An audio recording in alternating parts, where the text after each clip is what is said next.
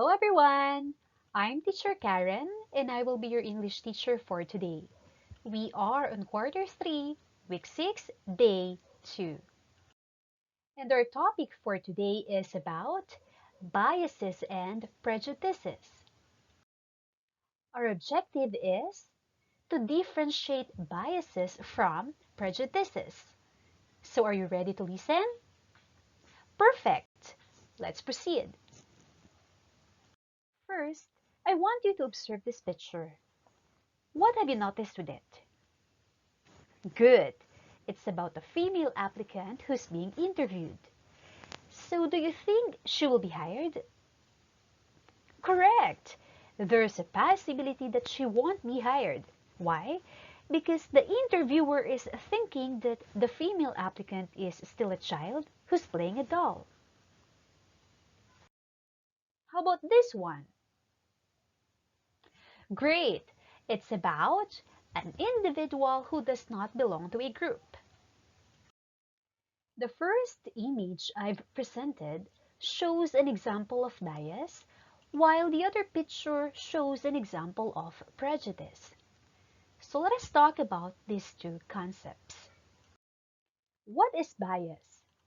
It is a disproportionate weight in favor of or against one thing, person, or group compared with another, usually in a way considered to be unfair. When we say disproportionate, it means that having or showing a difference that is not fair. Bias is a tendency to lean in a certain direction, either in favor of or against a particular thing. To be truly biased means to lack a neutral viewpoint on a particular topic. Somewhere along the line, bias took on a negative connotation. Remember, when we say negative connotation, it means that it is a bad feeling or emotion that people get when hearing a specific word or phrase. We tend to think it's a bad thing, but that's not always true. Why?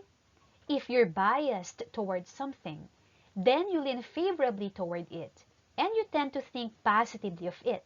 However, if you're biased against something, then you lean negatively against it, and you tend to think poorly of it.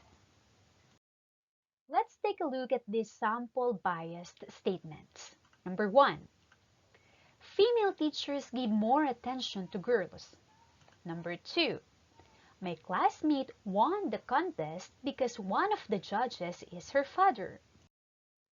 Don't forget that bias is a subjective way of thinking that tells only one side of a story, sometimes leading to inaccurate information or a false impression. When you make a research, it is crucial that you identify the level of bias and potential sources. So let me give you some of the possible sources of bias. The first one is the writer is relying on incomplete information. Second, the writer is trying to deceive the reader. Third, the writer wants to believe what he or she is saying. Fourth, the writer's past experience is influencing his or her thinking.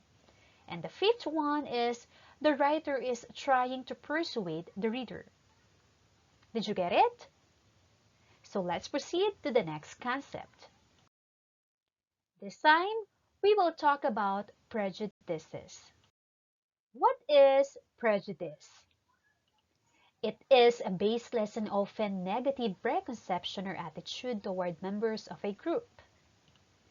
It refers to a preconceived opinion or feeling toward a person based solely on their affiliation with a group. It often casts an unfavorable light on someone simply because they're a member of some ethnic group, religion, or organization. Prejudice can have a strong influence on how people behave and interact with others, particularly with those who are different from them, even unconsciously or without the person realizing they are under the influence of their internalized prejudices. Some of the most well-known types of prejudice include racism, which is a belief that race is the primary determinant of human traits and capacities, and that racial differences produce an inherent superiority of a particular race. Another type of prejudice is sexism, which is a prejudice or discrimination based on sex. Another type is ageism, which is a prejudice or discrimination against a particular age group, and especially the elderly. There is also what we call classism, which is a prejudice or discrimination based on class.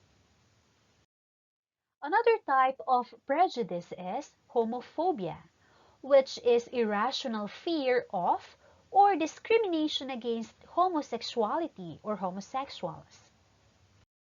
Another well-known type of prejudice include religious prejudice, which is treating a person or group differently because of a particular beliefs which they hold about a religion. And lastly, we have xenophobia, which is a prejudice or dislike against people from other countries. Remember that prejudice can be based on a number of factors including sex, race, age, sexual orientation, nationality, socioeconomic status, and religion.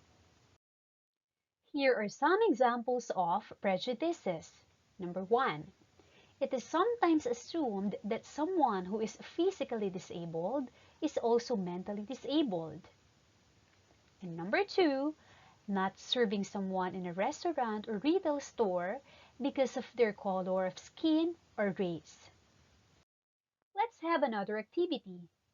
I am going to show you two images, and what I want you to do is to try to identify whether it shows bias or prejudice. What is the image all about? Very good. It's an example of a picture that shows racism. Is it bias or prejudice? Correct. It's an example of prejudice. How about this one? Does the picture show bias or prejudice? Correct.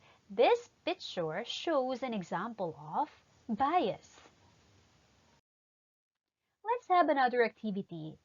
This time, I am going to read statements, and what you will do is to determine whether it's a bias or prejudice. Are you ready? Let's begin. Let's read the first sentence. Abby, stay away from that dog or else it might bite you. Is it an example of bias or prejudice? Correct! The first example is a biased statement. How about this one? I'm sorry I can't hire you. Our company wants a young employee. I hope you understand. Does it show bias or prejudice? Correct! This is an example of a prejudice statement. How about this one? I think my teacher is the best teacher in the whole world. Does it show bias or prejudice? Correct. It shows a biased statement. Remember, when we say bias, it means a tendency to lean in a certain direction, either in favor of or against a particular thing. And when we say prejudice, it means a preconceived opinion or feeling toward a person based solely on their affiliation with a group. And that ends our lesson for today. I hope that you have learned something. See you again next time and have a nice day.